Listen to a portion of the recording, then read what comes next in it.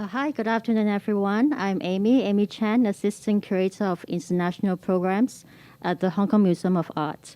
So it's my honor to be here to be the moderator for this public talk series organized by the museum for the exhibition, the Hong Kong Jockey Club series, Botticelli and His Times, Masterworks from the Uffizi.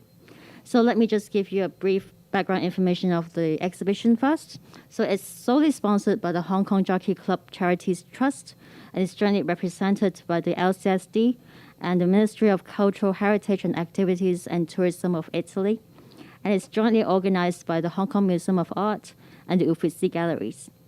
And this is also in collaboration with the Consulate General of Italy in Hong Kong and the Chinese Italian Cultural Society. And we also have the First Initiative Foundation as our community partner, and this is also supported by the Italian Cultural Institute in Hong Kong. And it's also part of a program of Italia Mia. So even though, because of the pandemic situation, that we are currently closed at the moment, but the museum is still keen on bringing online programs to engage the public. So we're delighted to have the Italian Cultural Institute providing this platform for today's live streaming section. So thank you so much for your support. So let's begin. So first of all, may I introduce today's speakers, Dr. Isabel Frank, and also Ms. Esther Chilak. So our first speaker will be Dr. Isabel Frank. And so she has been director of the Indra and Harry Banga Gallery at City University of Hong Kong since its founding in 2016. And as a director, she focuses on curating exhibitions that combine technology and the arts and bridge Western and Asian cultures, collaborating with various international institutions. So as an art historian by training, with a PhD in Italian Renaissance art, so she has been teaching and has been publishing a number of publications on Italian Renaissance art and decorative art, and edited many exhibition catalogs. So please join me to welcome Dr. Frank today to present her first, the topic for our first talk on Botticelli's unique place within the 15th century Florentine artistic scene. Dr. Frank, please. Thank you so much. And first of all, thank you for inviting me to join this really wonderful conference and opportunity to look and think about the exhibition and about Botticelli from many different perspectives. Today, I am focusing on Botticelli and his place, as you heard, within Florentine Renaissance art. Now, this is considered the beginning of what's called the Renaissance. Now, what really was the Renaissance? This was a cultural, intellectual awakening that started in the early 1500s and began with the reading and writing of classical texts, of rediscovering this ancient world that the contemporary scholars really didn't know much about. And I'm beginning with a slide for my cover slide of Botticelli's wonderful miniature painting of St. Augustine in the exhibition to show the importance of scholarship, as well as to show the kind of classical accoutrements that Botticelli put around this scholar, with the kind of Roman arch, the tunnel bell architecture, framing him in perspective. Now, all of these were hallmarks of what were going to become the Renaissance style. They also had, of course, these scholars and humanists who were studying the classical past, classical Roman architecture, sculptures, like the one you see here on the left of the Dying Goal, and that was then copied and painted. This is, again, a painting in the exhibition, which hopefully you'll be able to see when it reopens, by Luca Signorelli, a little bit later at the end of the 15th century, but showing how they were looking and really learning from the past. Now, not only were they learning from the past, but they were trying to compete with it. And this sort of golden age that they saw and that they felt was much better than the art that was being produced now. They felt also that what had been written then, both in political philosophy, in literature, in poems, all of that they were trying to emulate and to do their own versions of. Leon Battista Alberti was one of these scholars and humanists, very famous at the time, architect as well as classicist. And he wrote the first treatises on painting, on architecture, on sculpture, which was extremely influential and also sums up for us what the Renaissance, the early Renaissance in the 15th century was aiming to do. And I'll quickly read the quote that you have up on the screen. A historia, that is the story or content, will move the souls of its viewers when the persons who are depicted there show most clearly the movements of their souls. But these movements of the soul are known from the movements of the body. The historia, which merits both praise and admiration, will be so agreeably and pleasantly attractive that it will capture the eye of whatever learned or unlearned person is looking at it and will move his soul. That which first gives pleasure in the historia comes from copiousness and variety of things. So there's some very important words here, sort of yardstick about what one should be looking at. And I just read, actually, the quote that you see now on the screen. Apologies for that. And the first quote was talking about naturalism and the function of the painters to draw with lines and paint in colors on a surface any given bodies in such a way that at a certain distance and with a certain determined position of centric ray, what you see represented appears to be in relief, just like those bodies. The painter will achieve this fame if his painting holds the eyes and moves the souls of its spectators. So putting these two together, one has the sense of the importance of relief, of depth, of light and shadow, of something that is pleasing, that is interesting, that will catch your eye, and that will move you through the body, through the movement of the people shown. An embodiment of the sort of perfect Albertian perspective, the linear perspective of a one-point recession, is exemplified in this very famous painting by Masaccio of 1426 called The Trinity in Santa Maria Novella. And as you can see with the diagram on the right, the vanishing point of this perspective is quite low. You're meant to look up at it, with all of the architecture and all of the lines receding to that point, which means that everything is moving backwards in a very measured, progressive way. So you can read it, and you can actually read accurately the depth perception of this painting. It's even been sort of reconstructed by architects. Moreover, as you can see, it's a religious painting that also has secular people in it. These two people are the donors who paid for this chapel, paid for this painting, and they, in what can be considered a sacrilegious manner, are included in it with the Holy Family, Christ on his cross, the crucifix, God the Father, and then you have the Virgin and St. John on the side.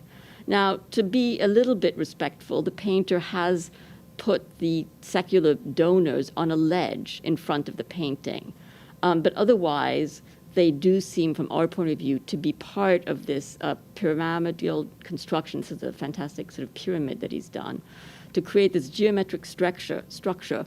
And the forms, as you can see, are very plastic, three-dimensional. They really have weight and mass. Now, that was just to give you a sense of the kinds of rules and norms that were in fashion and that the artists were following in the mid-15th century. And now we're jumping to Botticelli, who is working slightly later in the second half of the 15th century.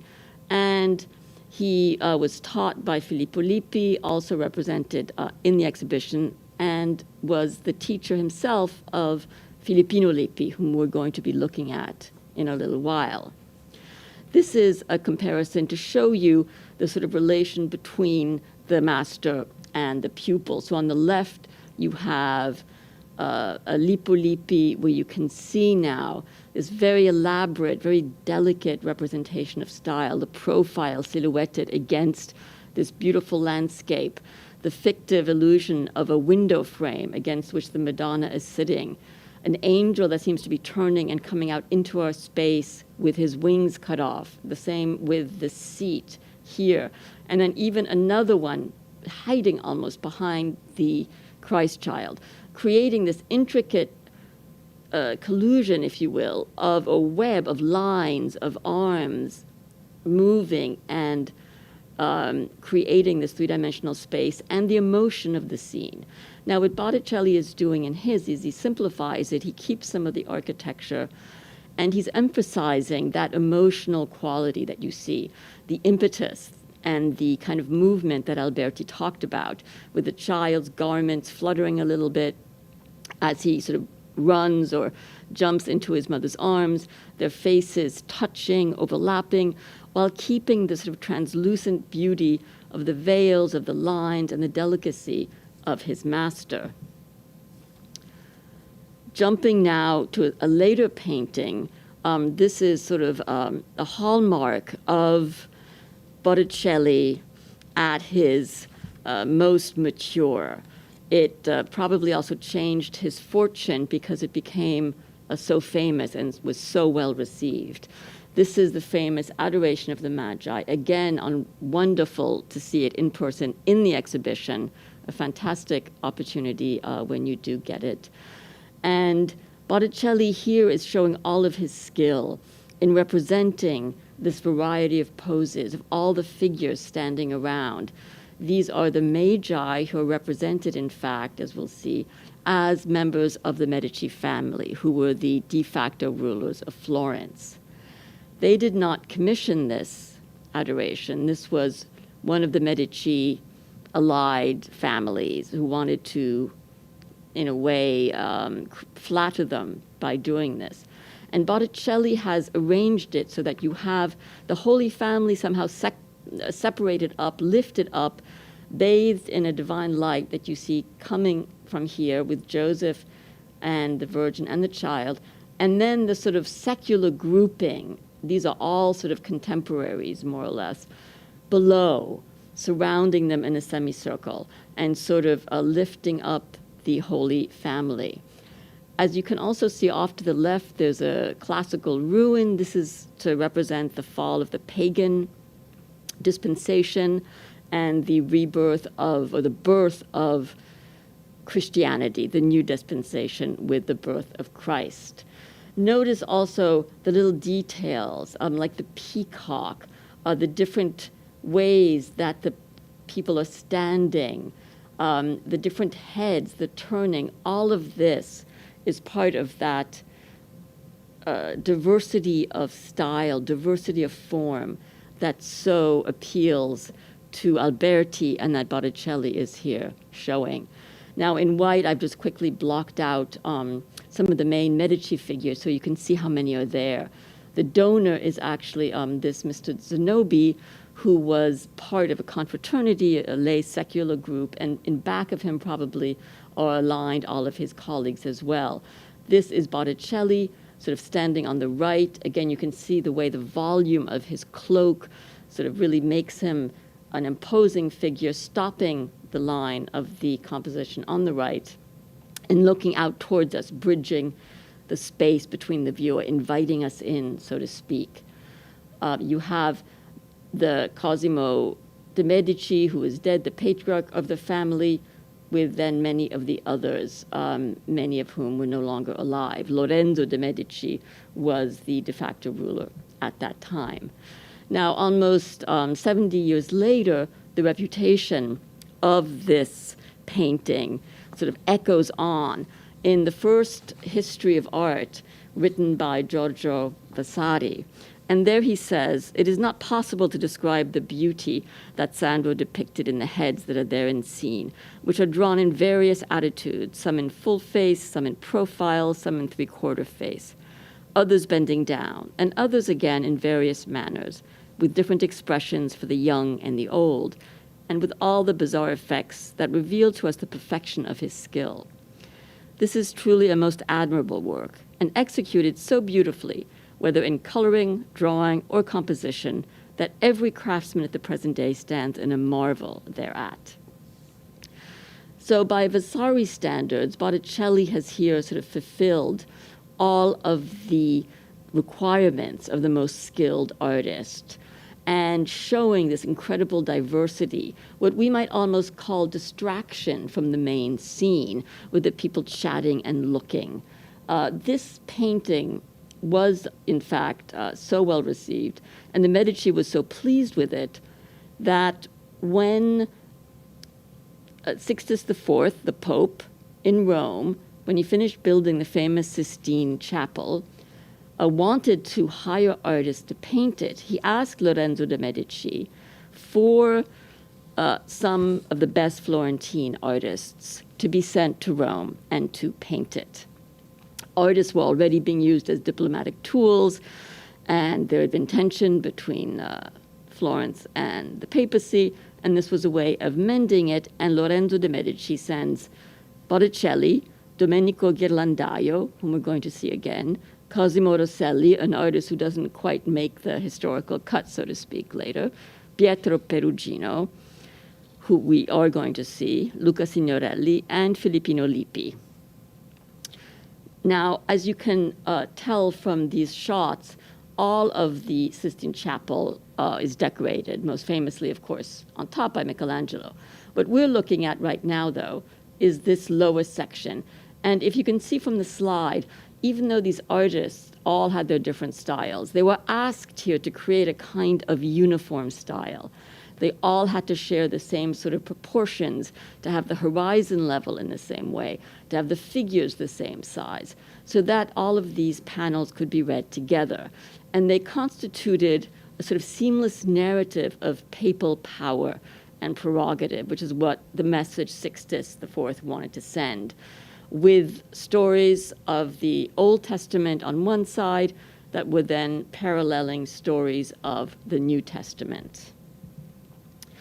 Botticelli, here I'm just picking a few to show you, is shown. He painted two of the scenes. This is one, which is the punishment of Korah, showing how Moses was able to stop and sort of punish revolt that was being planned against him.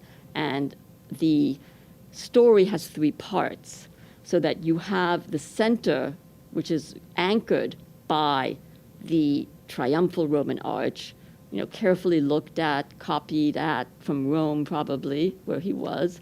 And on the side, two other scenes. The central scene is with the Moses actually punishing Korah, who is falling back in distress, while on the sides you have the stoning of Aaron and the stoning of Moses himself, framed in a sense by the two other architectural parts. So even though you have three scenes, it is very easy to read, and you have the same diversity of movement, the same kind of fluttering, turning, talking that we saw in Botticelli's Adoration of the Magi. Now, in contrast, this is Perugino. Again, incredibly well-respected painter in the 1480s, who is providing a kind of template, again, of demonstration of his skill at perspective, if you will. Everything is receding back to the central point, which is the center of this perfectly rounded, sort of slightly fantastic interpretation of a Roman basilica. The figures are all in front in parallel. This is the founding of the papal authority, with the keys being given to St. Peter. And then the other apostles are to both sides. In comparison, it's very staid. Each of the figures is very solid. They're sort of grounded by their weight. They're massive. And you can see his mastery, but a very different kind of it, with that one scene in front. Now, there were also landscape scenes, as opposed to the ones that were framed by the architecture. And then on the left, you have the Ghirlandaio, Calling of the Apostles, and then Cosimo Rosselli's. And very quickly, Ghirlandaio is sort of like Perugino in having these very stolid, very massive three-dimensional figures. Again, all in front, even though there are about 3 or 4 scenes going on at the same time, with the perspective now leading back to this beautiful landscape and river.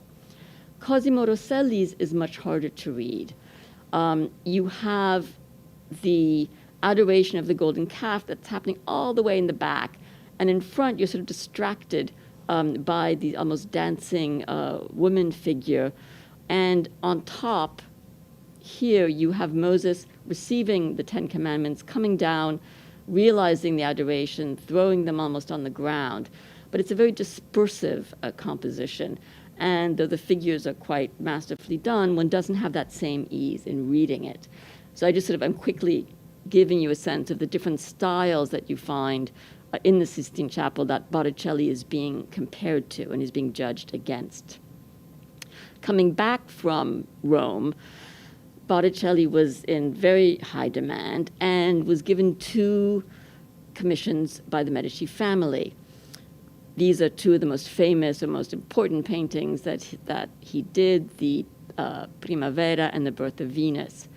The Primavera is quite different, and to sort of simplify the story, you might say, or I might say, that he is in a sense now following his own inclinations as opposed to the demands of the papacy. The figures are all weightless, they're sort of floating, they're beautifully ethereal. It's a very, very complicated humanist story. More has been written about interpreting the Primavera than probably any other Renaissance painting. It comes from Latin sources. Botticelli did not read Latin, most artists did not. So it would have been a sort of humanist scholar who would have given him this specific theme and explained to him what he needed to paint. We do know that you sort of read it from right to left. So you have the wind Zephyr who falls in love with the nymph Chloris, who then is transformed into Flora, sprinkling beautiful flowers.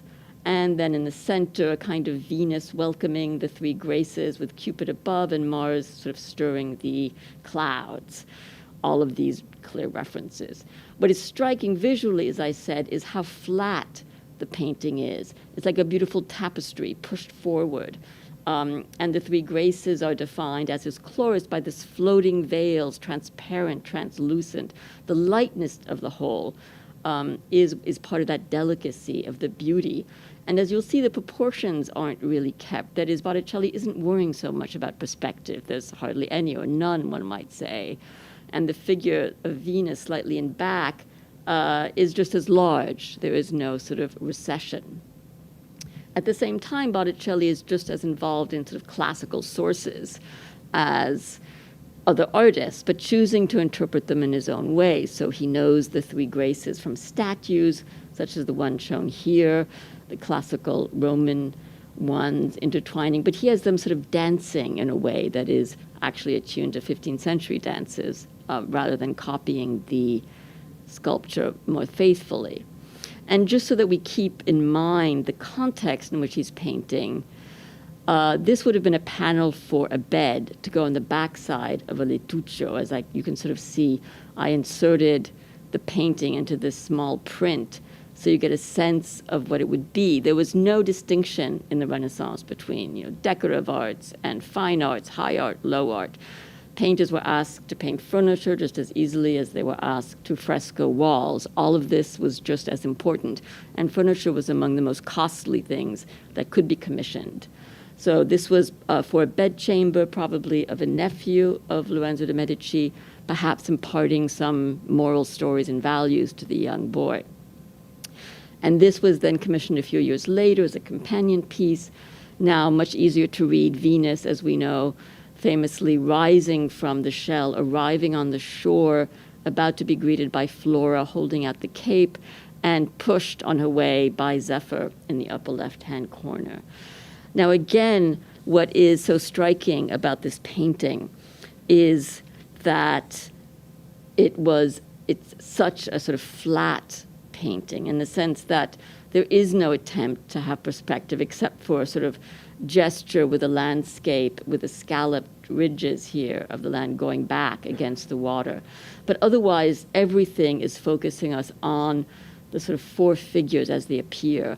And the most important thing are the outlines, the beautiful lines of the hair, the curves, the drapery, the dresses, the wings, the clothes, right? All of that moving and shifting in the wind and in the action, telling us the movement as well. And this is echoed by the scalloped edges, and the trees in back really simply serve to reinforce the pushing up of these figures on the plane. Again, Botticelli is using his classical sources. In the center, the Venus pudica, the modest Venus covering herself, covering her chest, her breasts, and her genitals. And the popularity, though, just of nude women, of nude Venuses, was well known in the Renaissance. Just as today, there's always been a market for nude female figures. And here from the workshop of Botticelli on the left, you see somebody who has just taken out and copied the Venus by herself. And then we have Lorenzo di Credi doing another kind of Venus, again in the exhibition.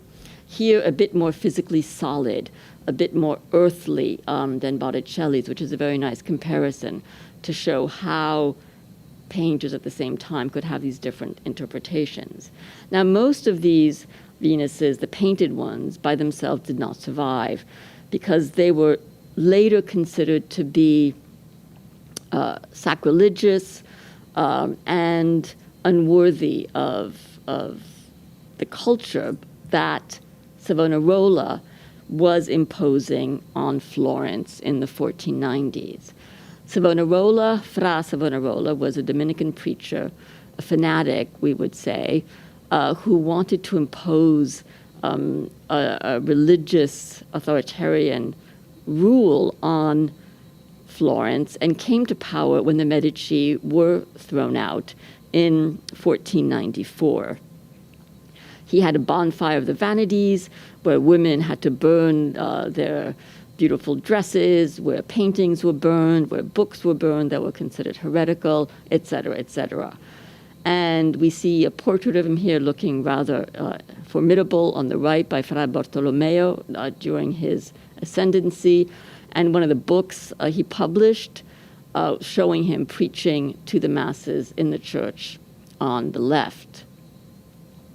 He was executed in 1498 after the papacy put an interdict on Florence, that is, threatened to excommunicate the whole city, and that frightened the Florentines enough that they did rebel, and they probably wanted to get rid of him anyway, and there was a brief period of a Republican period in 1500. But this was a period of turmoil, and the French were also threatening to invade, and a lot has been written about the influence of Savonarola on Botticelli's late style. Did Botticelli follow him? Was he painting in a certain style because of Savonarola's theology? Without going too deeply into that, I just want to point to two late paintings that are Lamentations that were commissioned, and that both show Botticelli going on to explore this more personal style, whether it is tinged with Savonarola or not. One can see the sort of flatness now becoming kind of intertwining of forms and lines. You can't even read one figure from another. There is no sense of distance. There's no sense even of mass or of where a figure ends, where another one starts. For instance, Mary Magdalene is sort of trapped below, scrunched into the corner of the painting as she's kissing Christ's feet. On the right, in the parallel composition, you have this sort of beautiful arc of Christ's body, and otherwise the figures around, bending around it, sort of angular breaking also of the cloth of the figures, a very different interpretation. But what it does is convey the pathos, the incredible grief of the Lamentation, of the mother fainting, of the Mary Magdalene, St. John the Apostle, cowering almost in pain, kissing his head, kissing his feet. Two paintings that are definitely related to Savonarola is a mystic Nativity and a symbolic Crucifixion, which is in very bad shape. We don't know the circumstances for these commissions, and it seems that the mystic Nativity was done for himself as a sort of personal painting.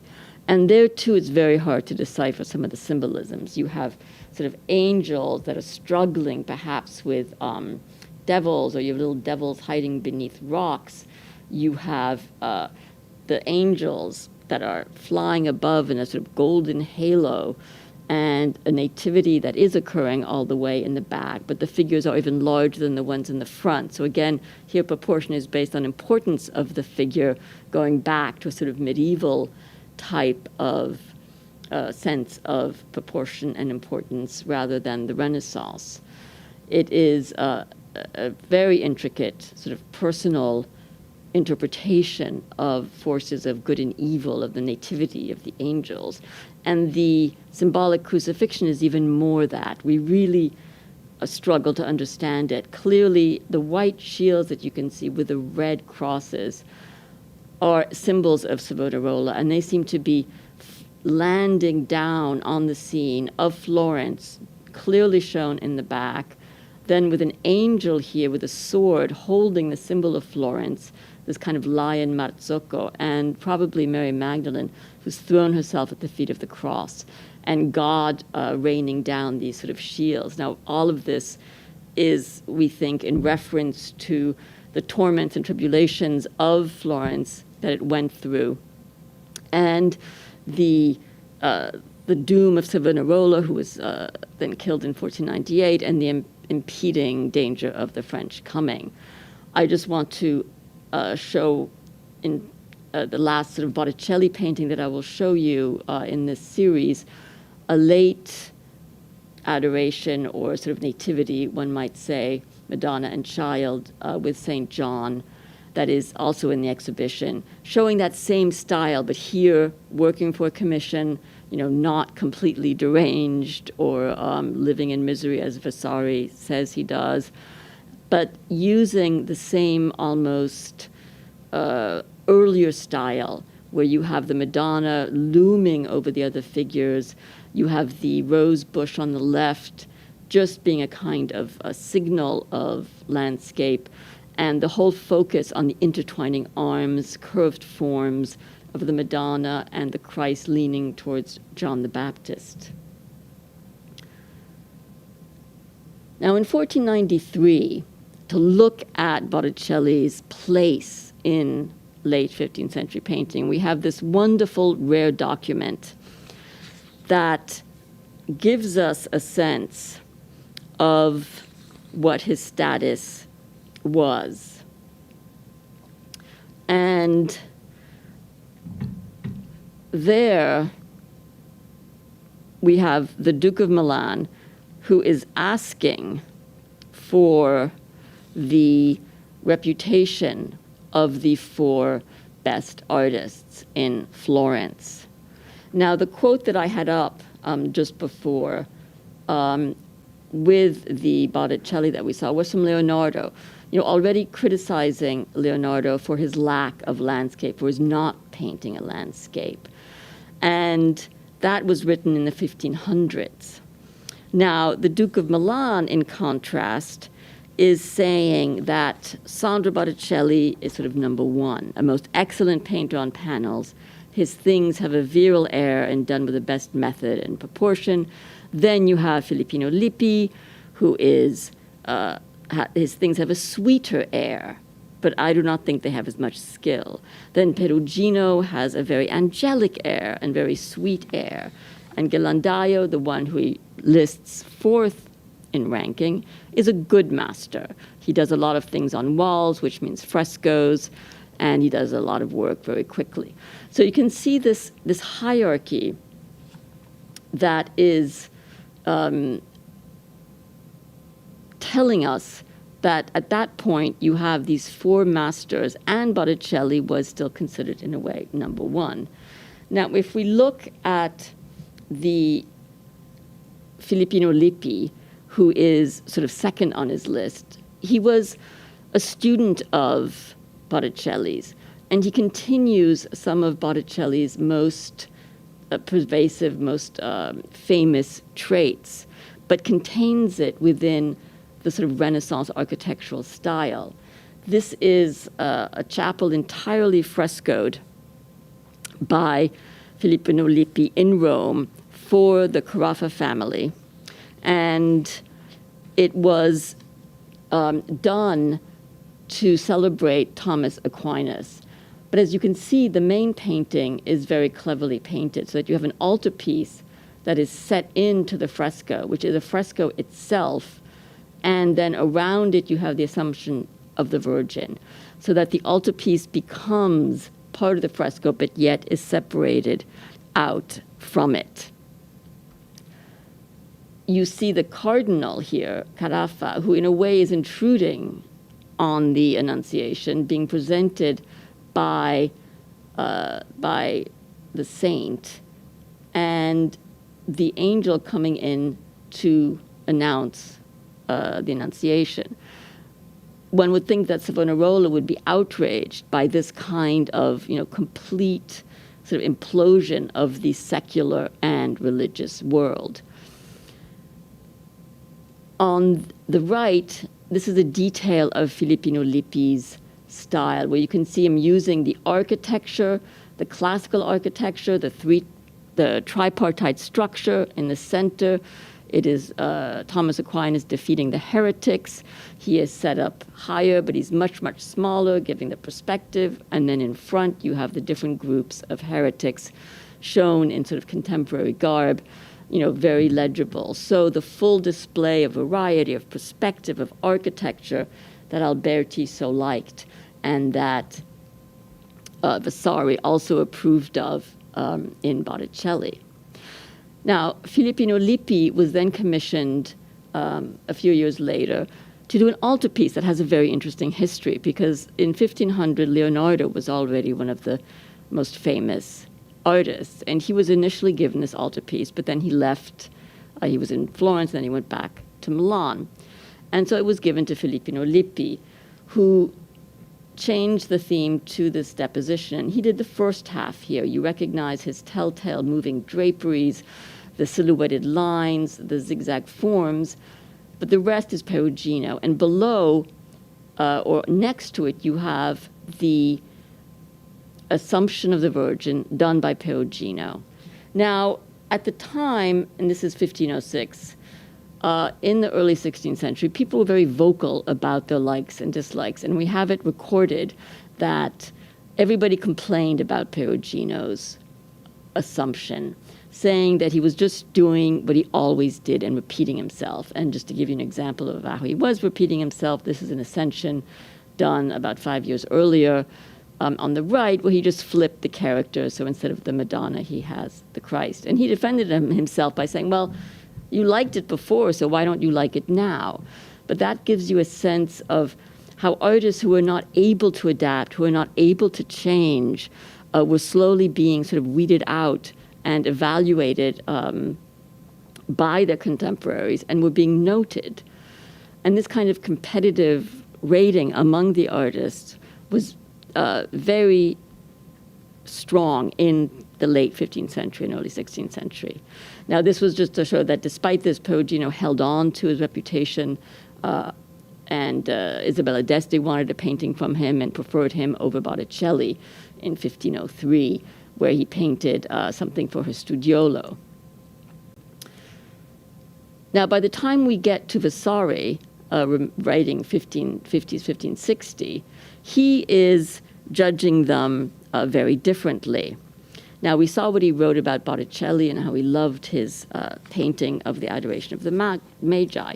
He puts Ghirlandaio first, and then he puts Filippino Lippi second, and Perugino third, because of his repeating himself all the time. Now, without taking the time to read all of the quotes, let's jump ahead and look to what, in fact, Vasari was seeing.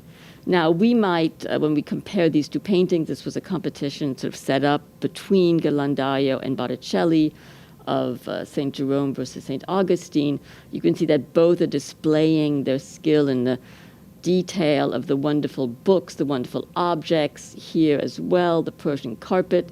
But Botticelli's figure has a kind of majesty that's lacking in Ghirlandaio.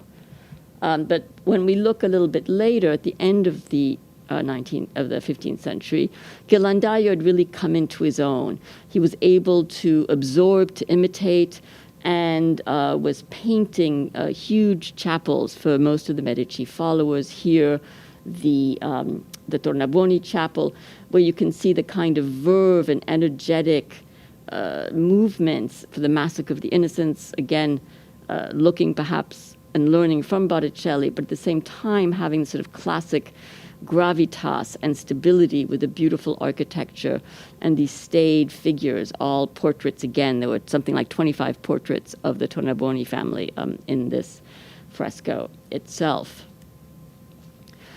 Now we're going to Leonardo just to remind you that what these artists were really up against, the ones painting in the 1490s and 1500, was the next generation.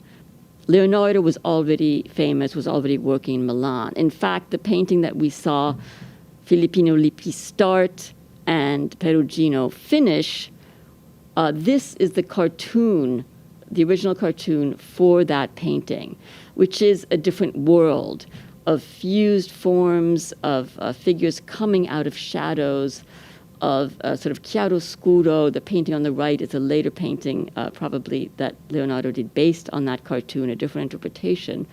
But it takes you into the 16th century, into a completely different world and mastery of color and relief and forms fused together. Botticelli, in fact, fell completely into the oblivion. Most of the 15th century artists did, except, in fact, for Ghirlandaio, thanks to Vasari, he was still known. And he was only rediscovered by Dante Gabriele Rossetti, who, along with many of his colleagues, were tired of Raphael, who had been sort of dominating the arts for 3 centuries, and of Leonardo and Michelangelo, and they called themselves the pre-Raphaelites. They wanted to look at art that happened before Raphael. And in doing so, Rossetti found this painting by Botticelli, bought it in fact, and you can see it sort of influenced him. And this led to the whole revival of the Botticelli and the sort of 15th century style in art. Botticelli then, of course, became known in the 19th century for his tondo that we know so well, and sort of beautiful examples of his being able to fit his style to this format. And I just want to finish with 2 images that show you what was happening is even with that tondo format. This was the last time they were used by Michelangelo on the left and by Raphael on the right, introducing a completely new vocabulary into this old format that then sort of died and vanished with them, with the more modern 16th century. But Botticelli in 1507 was still alive. So you can see, sort of despite Michelangelo and even Raphael had been painting since 1500, he continued in his own style and sort of stuck to his own very idiosyncratic exploration of lines and forms. Thank you.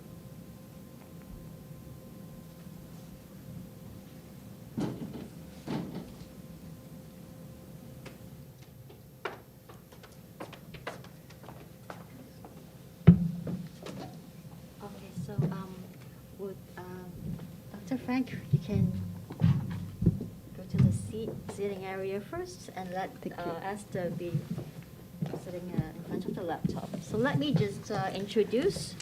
Actually, before that, thank you so much for Dr. Frank for the interesting talk.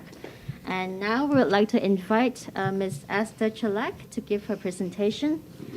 Let me just give you a background information about Ms. Chalak. So she's now a PhD candidate at the Department of Art History, School of Humanities at the University of Hong Kong. So her research focuses on the contribution of the 17th century Polish Jesuit Michael Bohm, an early missionary who traveled in China, bringing knowledge from China to Europe, ranging from the botanical to the medical, from the geographical to the zoological through his illustrations. So she studied in Rome for her bachelor and master's degrees with 17th Italian art as her focus. So we are happy to have her here to present a topic on the nature of on the study of nature through Botticelli's paintings. Esther, please.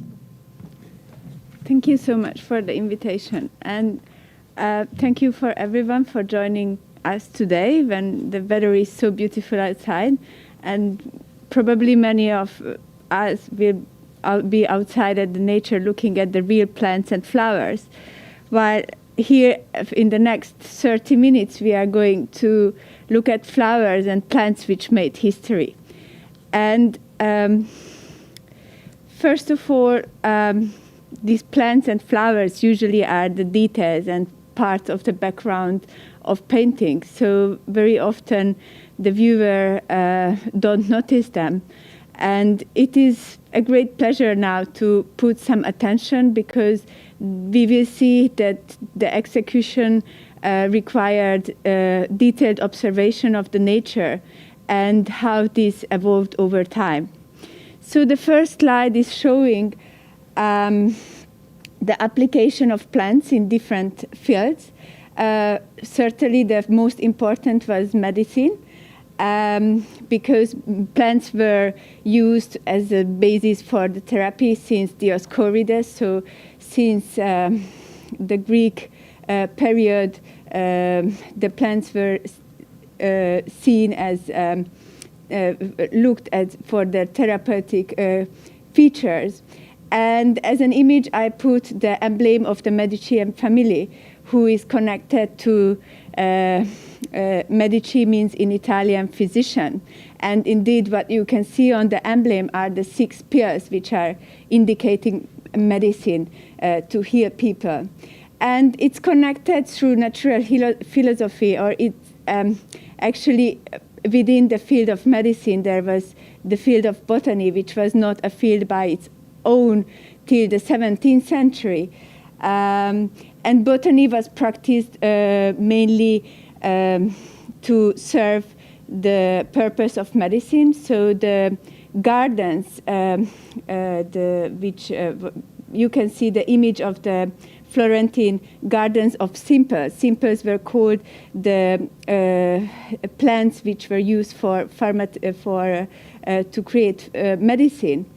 And indeed, it was a field under medicine, and it will become a field by itself later. And we can see now in this talk that actually the first step to study nature and to observe nature and to document the various plants and flowers were the artists themselves.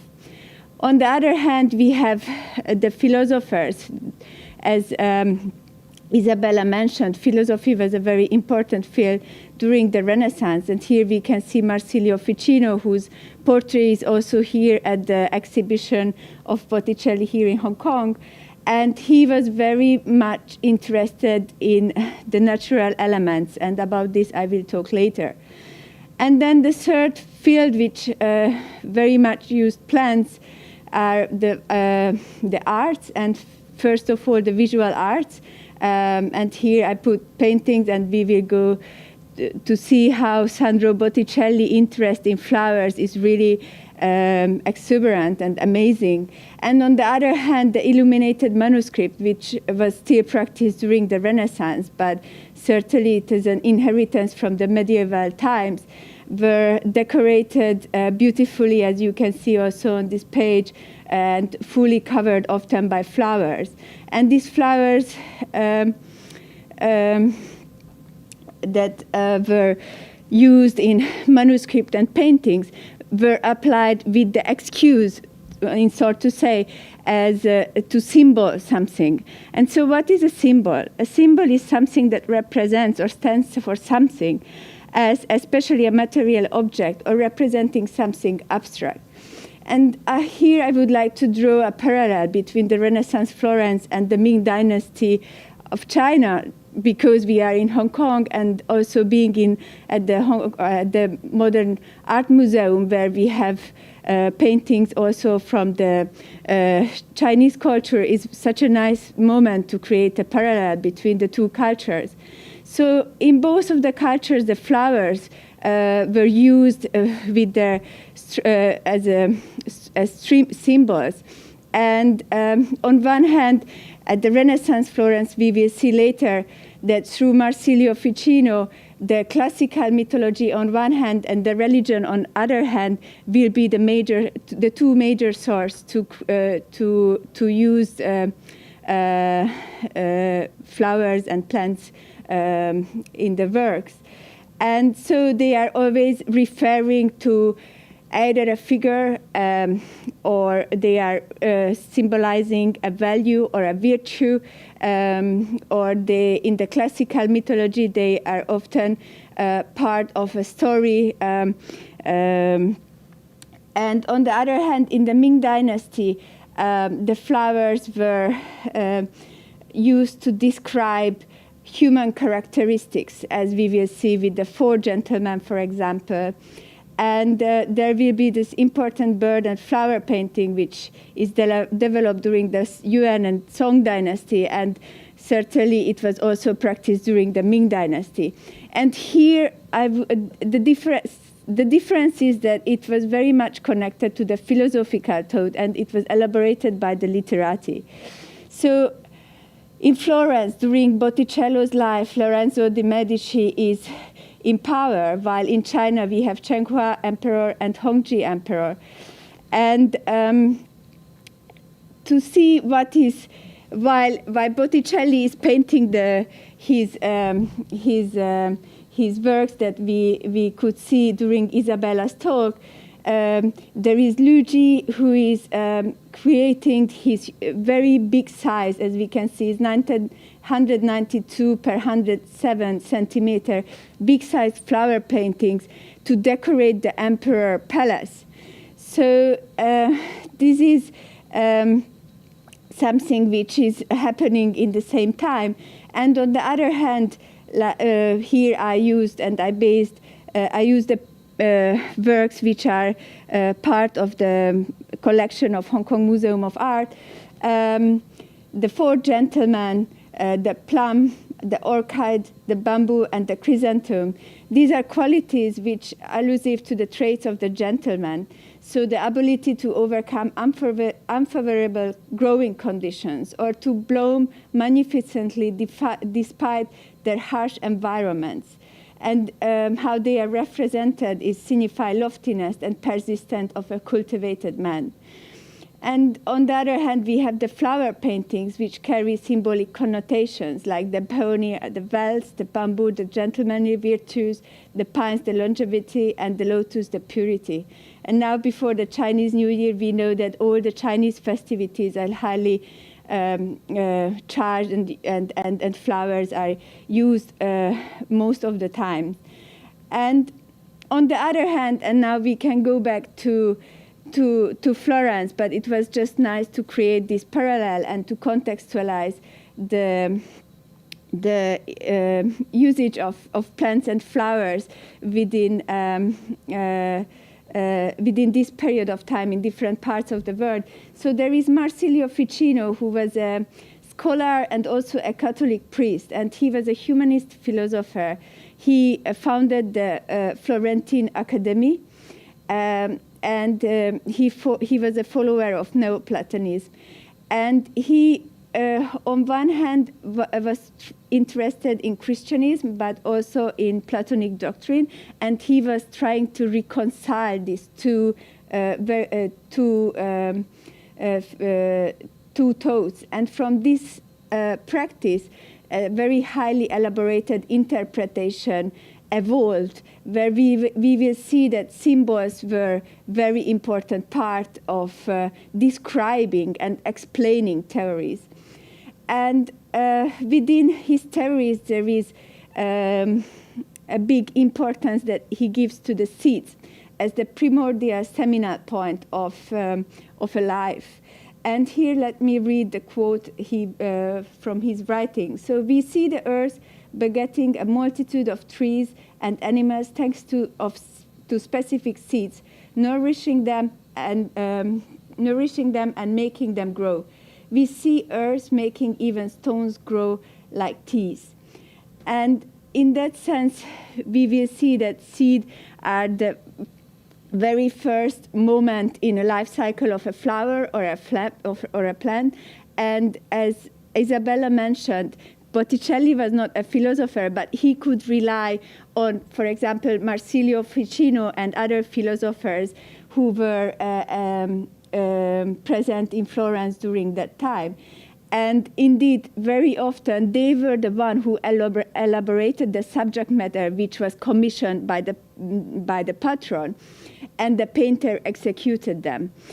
And so now we will go and see how in various paintings of Botticelli he used the flowers.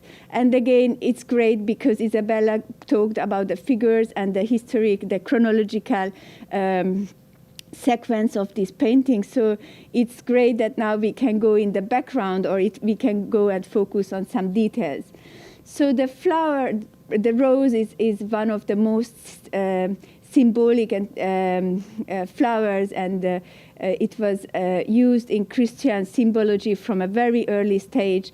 And it alludes to Virgin Mary rule as the bride of Christ, and also it's allusive that Christ will die at the age of 33, and then Virgin Mary has to assist and go through. So the spines of the rose are a perfect representation of this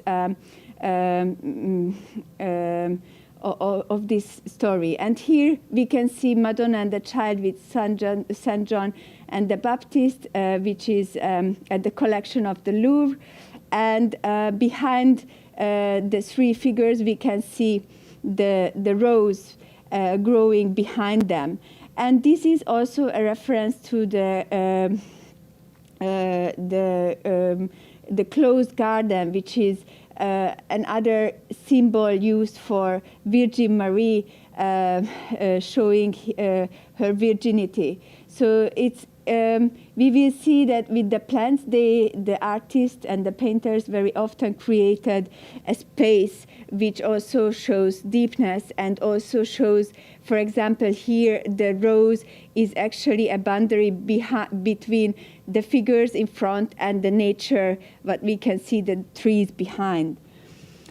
And the next painting is Botticelli Cestello Annunciation, which is at Uffizi. And the white lily is another very important symbol used in religious paintings, and often referring to the purity because of its white color. And here the Annunciation is when the Gabriel is having in his hand the white lily, and bringing the message to Virgin Mary. And there are also other paintings where Botticelli used the lily, and it's again there are these flowers. It basically reappears every time when we can see an Annunciation. And an Annunciation, it was a subject which was almost painted by every artist from this period of time. For sure, we can also reference to Leonardo da Vinci's Annunciation, which is again very well known. And another plant which is not in flower, but it's very important because it's a symbol of poet. And here we can see Botticelli portrait on Dante Alighieri. And this is also important because we know that Botticelli illustrated the Divina Commedia, and those are the very few drawings of him that we know about. And so he knew the text, or he studied the text very well in that sense. And we can see that on the head of Dante there is a crown of laurel, and that was an attribute to poet Apollo. And because Apollo was a poet who was running after the nymph who became a laurel tree, then this attribute was transferred to the poets in general. And since till nowadays we are still using the laurel to crown poets, or when someone achieves something academically important. So now we can go to the two most well-known paintings of Botticelli. Both of them are held at the Uffizi Gallery. They are not here at the exhibition. The first is The Birth of Venus, which was painted in 1583 and 85. And here what is we can see is, as Isabella explained, is a much simplified composition in comparison to the Primavera. But as said, here we can focus on the flowers, and as here you can see, this is the Flora, the figure of Flora, who is basically dressed up and totally decorated with flowers. Here I am just showing some details. What's interesting, and this was Botticelli paintings actually were studied by botanists, that the dress which are filled with flowers are usually stylized, and they are not referencing to any concrete, or they are very difficult to identify at least. And this is the situation with the figure of Flora here. And then the other on the other side we can see Chloris and Zephyrus, where Chloris has the symbol of rose, and this is how we can also recognize her, not only certainly because of the rose, but she is surrounded with roses, and this is such a beautiful way of showing the wind that is coming from their mouths and the way how they are flying. And then the Primavera, and I left this one later, although it was executed earlier, because this is basically the most elaborated painting in sense of in sense of botany, and also because it has some reference to China, and we will see why. So here we can see at the center Venus. Venus is the goddess of who is governing basically the world, because she is creating the love among people, and through the love the new generation come to life. And in that sense, and we can go back to the idea of Marsilio Ficino, who said that seed is the very first element of life or power, and in that sense we can see that the flower is certainly the next part of it. So Venus is the generating all these flowers that are overwhelming and filling up the space in the painting. And Chloris again reappears, and we know that she is referenced, or she is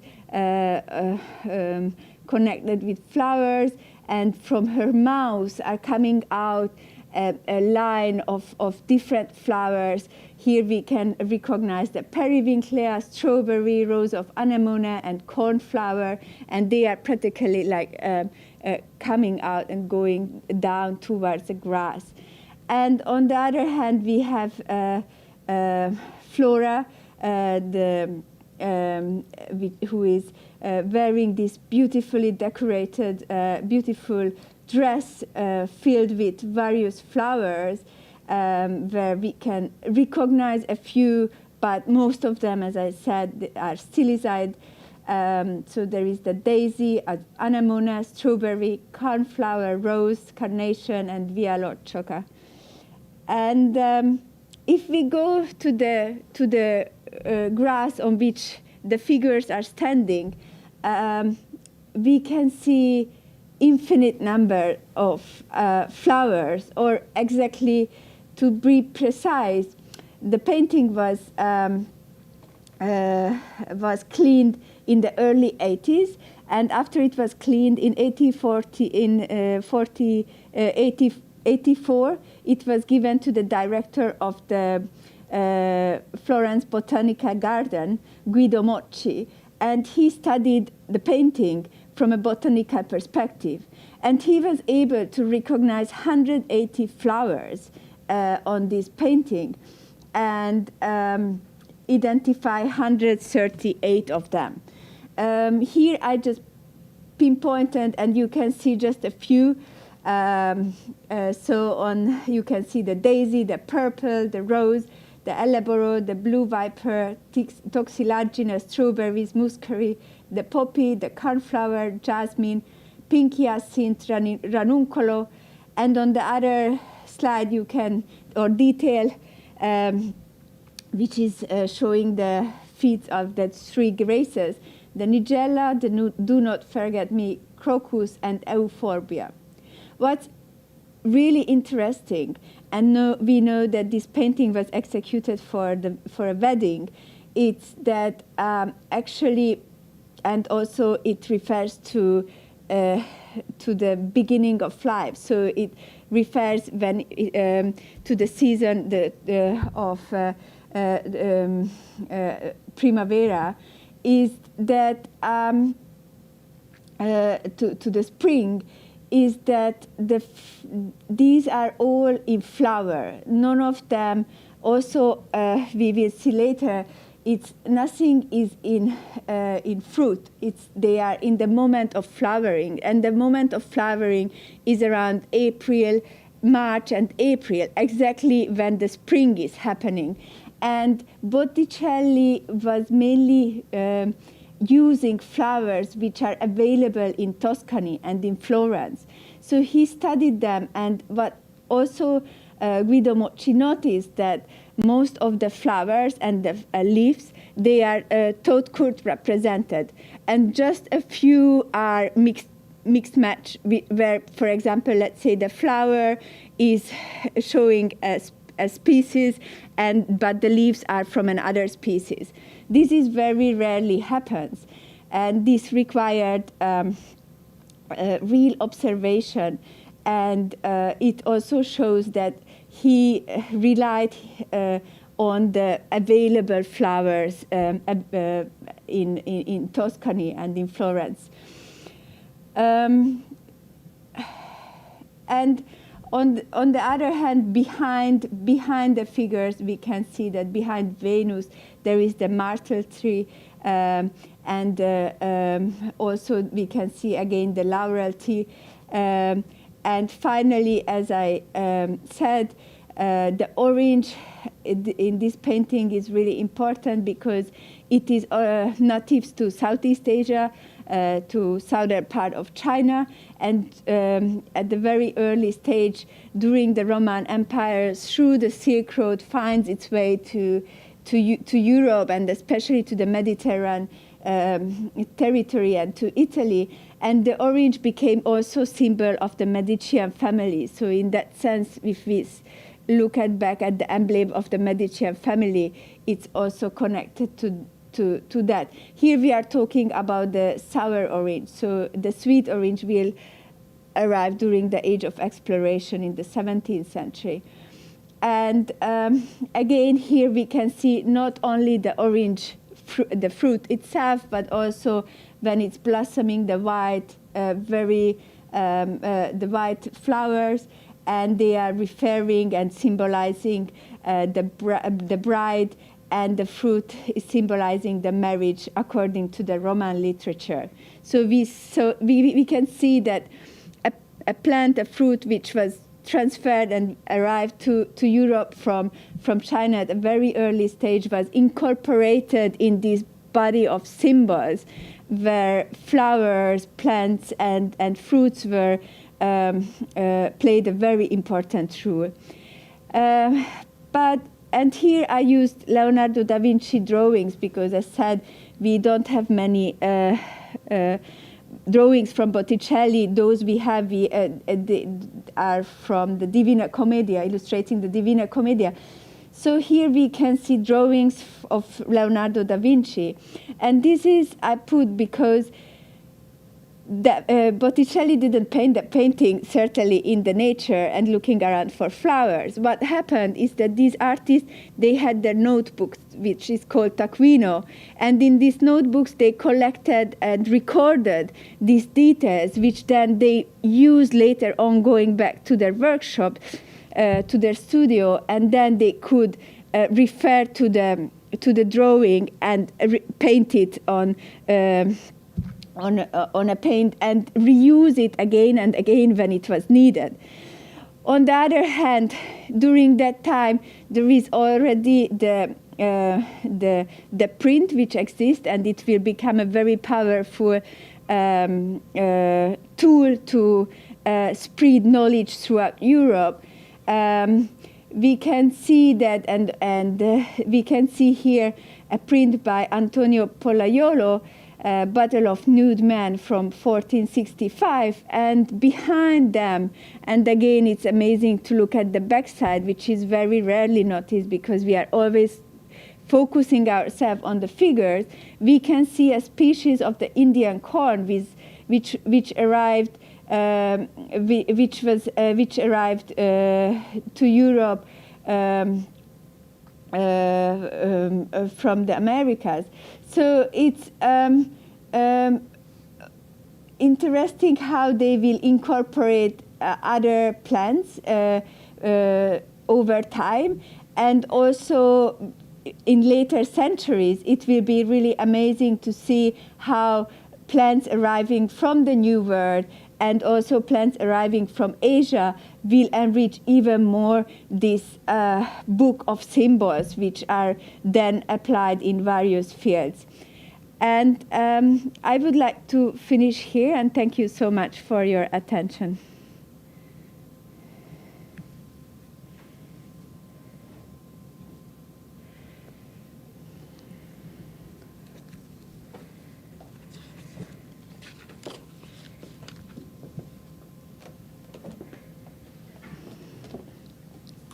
Thank you, Esther, for this very interesting talk about plants.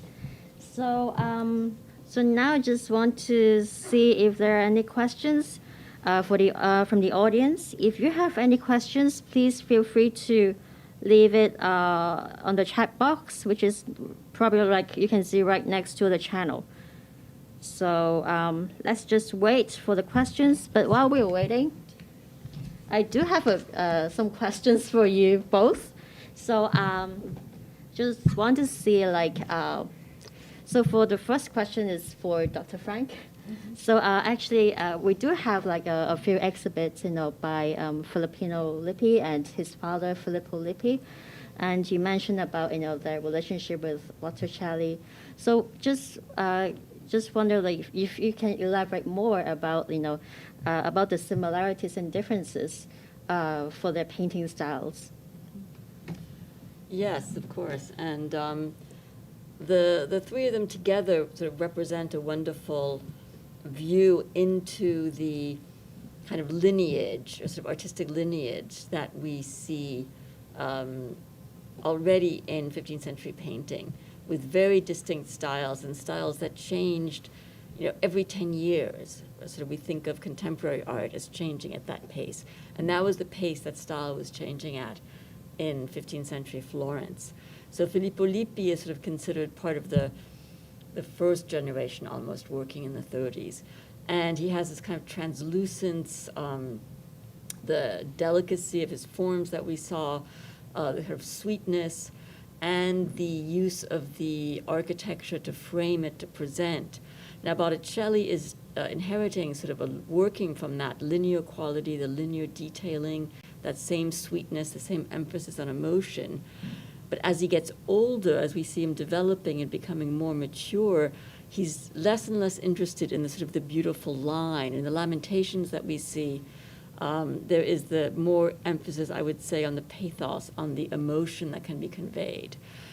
We see that as well in the Virgin and St. John and Christ that is in the exhibition here. that really is intent on using the lines and using the forms to be expressive, a kind of expressive emotionalism. Now, Filippino Lippi is perhaps somewhere in between. He's only 12 years younger than Botticelli, so not even a generation.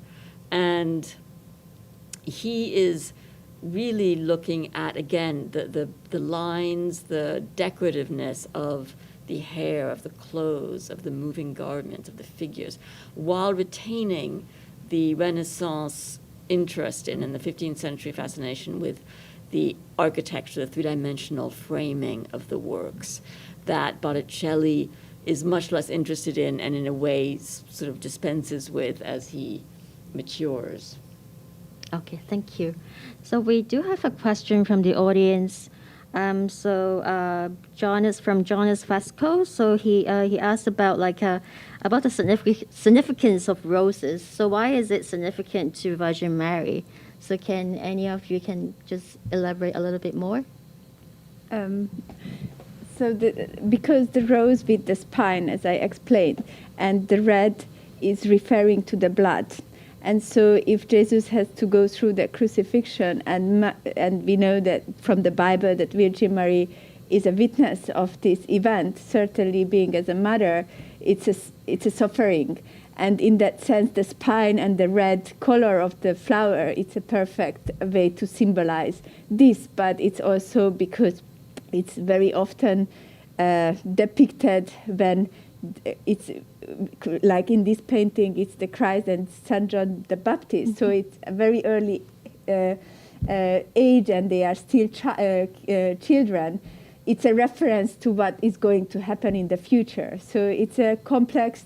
The symbols are always very complex in their meaning, and they can be explained in various ways. But the rose, in this sense, this is how it's used within this context. But certainly, it is used also in other ways. Yeah. Okay. Also, many of the allusions go back to biblical allusions. So if you read the Psalms and Canticles of Canticles that were then interpreted as being references to the Virgin Mary, so this whole literature of taking references from the Old Testament, applying it to the religious figures as sort of a foreshadowing, and there a lot of the plant allusions come from. Mm-hmm. So one can actually trace many of them back to the Old Testament. Okay. So, so we do have some audience asking similar questions about, actually it's a question for Esther. So because it's a very interesting comparison when you compare the Renaissance, the plants that appear in the Renaissance paintings, and also in the Ming period, which is, from the other side of the planet. Yes. So can you maybe elaborate more about first, why do you want to draw this comparison? And also, if there are any similarities, that you can talk a bit more than the presentation that you just gave? Well, we are in Hong Kong, and we are in the Museum of Modern Art, where you have a beautiful collection of scroll painting. I saw that actually Botticelli has to be contextualized. And why not contextualize in a way that what was happening in the same period in China at that time? And what I can see, but certainly we know there was no dialogue, so there was no existent contact at that time. It will happen later, and it happened before, but not in this moment. Is that, and also the flower painting, as I said, it was developed during the Yuan and Song dynasty, and the Ming, it's a continuation of this tradition. Similarly, as Isabella said, so in the Renaissance, they are developing or revisiting traditions and revising it. But what we can see, and I think this is just a simple coincidence, is that these are very large. The Luigi painting I showed, it's a very large size painting. And also Botticelli paintings are very large. So I would say that beside the size and giving importance to the flower in terms of studying it and in terms of depicting and there is nothing more because there is no dialogue, no existent dialogue. So yeah, so I was also thinking about the same thing because like when you mentioned about the Indian coins, the oranges that they were from Asia. So apart from just having the fruits, the plants coming or importing or exporting, are there any exchange of ideas as well, like philosophical ideas, in addition to the plant itself? Are you asking in this period? During that period, yeah. Well, in this period, there is, because after Marco Polo, there were very few people who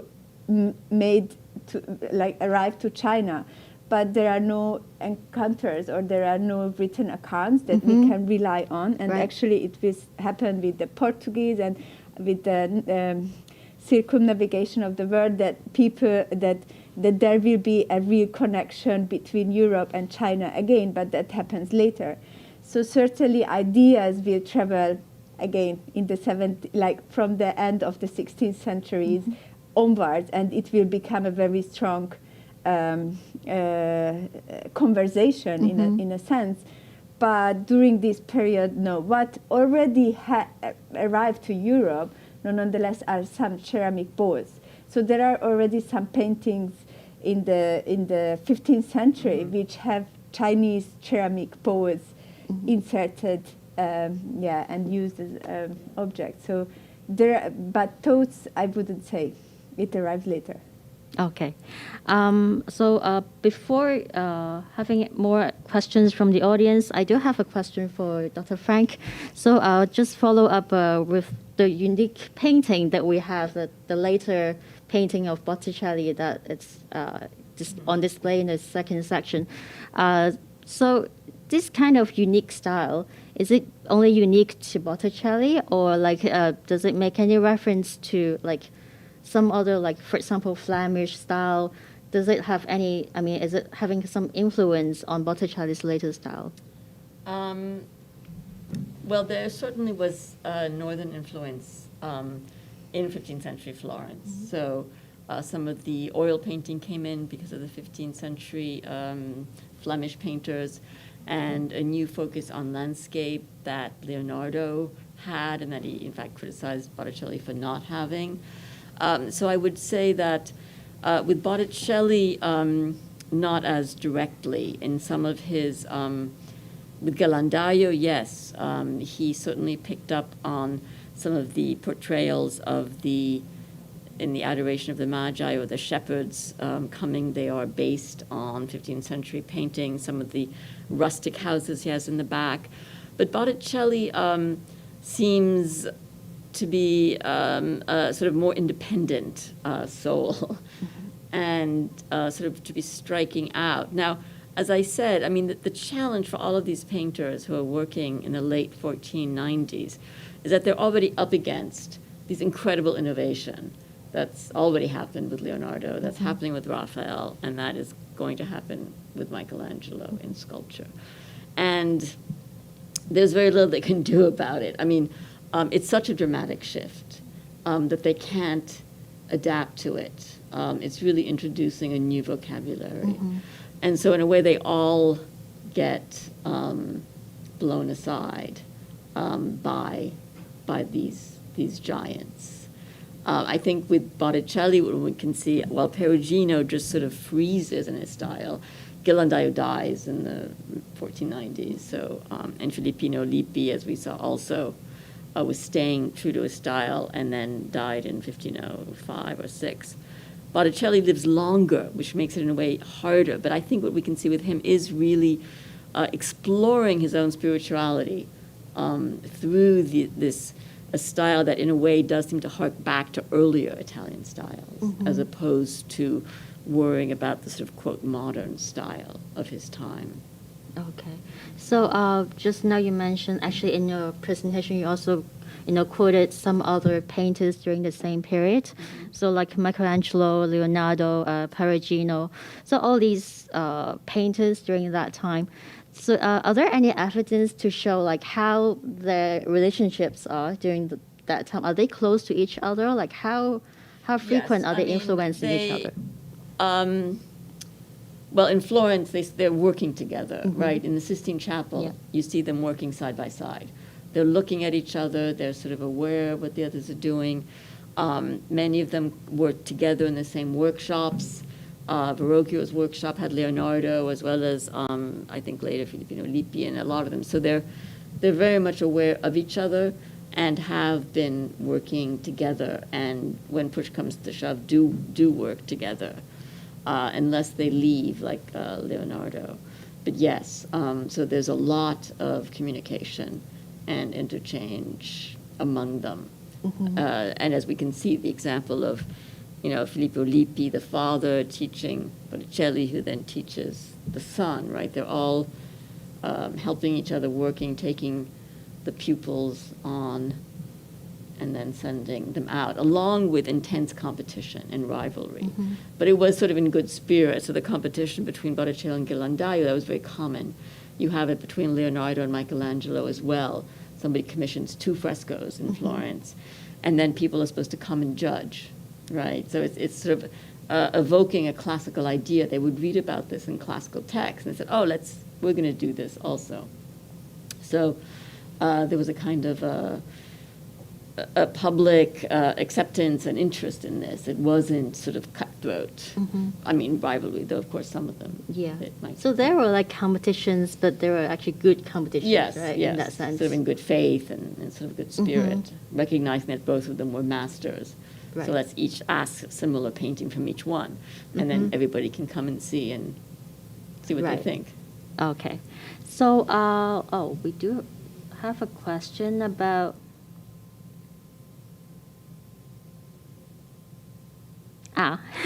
So there's a question about the white space in traditional Chinese paintings. We always have those like remaining whites, like remaining as empty. So how does it? It's actually a big difference, when you compare this to the Renaissance, the European Renaissance, when it's like so colorful. It's so different from the Chinese like black and white ink paintings. So do you have any like personal feelings, or like how do you find it interesting, because it's happening at the same time, in that sense? Well, it's really interesting. Yes, in Chinese, you have the negative space, which has a very important has a big importance in the painting, in the scroll painting tradition. On the other hand, when we see the European paintings, they are always filled like horror vacui. There is no break. It won't happen till basically the end of the 19th century or mid 19th century. I would say just a very different visual approach and a very different visual tradition. And for example, the painting I showed from Luigi, the protagonist is the flower, but the paintings I was looking at them, they are just the details. And the flower painting, or how we call it still lifes, will develop as a genre by its own in a later step in Europe, and they can replace real flowers, let's say, which instead of dying in a few days, they will remain there for centuries. So I would just say difference in tradition and difference in concept and different in visual approach. I don't know what you think, Isabella. No, I think that sums it up. I mean, the idea of having the sort of unfinished, or the non finito, is a whole aesthetic that starts to develop in the 16th century, but really in sculpture, I would say first, with Michelangelo, the non finito, the unfinished, and perhaps in drawings and starting to appreciate drawings on their own, but in painting, not until, Or what happens actually with still life, or in the that you 17th have century a background, a black background, black, or a monochrome black background, no. but it's still painted, Yeah, so it's not it left never empty. left empty. While in the Chinese painting, it It's has to really be empty, empty. yeah. So there is that contrast. Okay. But I think, sorry to interrupt you, Yes. the different usage, because crow paintings were kept rolled up, and the paintings in Europe were hanged, so were open, like it was Were for always viewing, there, so they yeah. were always part of The decoration. of a decoration, of a setup. As here, for example, the Primavera or the Birth of Venus were executed for a certain place in the villa, so they had to follow that, the measurements of that space, and therefore maybe the surrounding can considered as an empty space. Yeah. There's actually a hypothetical question. So, Dr. Frank, you mentioned about Savonarola, like he had the, like burning all the objects, had a bonfire of the vanities. So what if there was no such thing, So what do you think, if, it didn't happen? So how would the, the painting style would change, for the Renaissance painters? That's an interesting mind game. I don't think it would change that much. What it would change is we would have a lot more paintings of mythological nude women surviving, right? A lot more sort of titillating paintings that wouldn't have been burned. But I don't think he was only in power for 4 years, and artists, if they didn't like it, also they could leave. I mean, I think what was much more impactful was just the fact of having this trio of brilliant new artists that sort of just dominated the scene, and that sort of put an end to this whole 15th century style, just because of their incredible transformation of art. Do you have any views about that? Like, just imagination, right? Like, what if it didn't happen? Like, Well, when everything is harmonious, there is always an interruption. So I guess, I don't know. It would have changed Michelangelo a lot, and Leonardo, because Leonardo came back to Florence for the Republic that was installed after Savonarola, things like that. But yeah.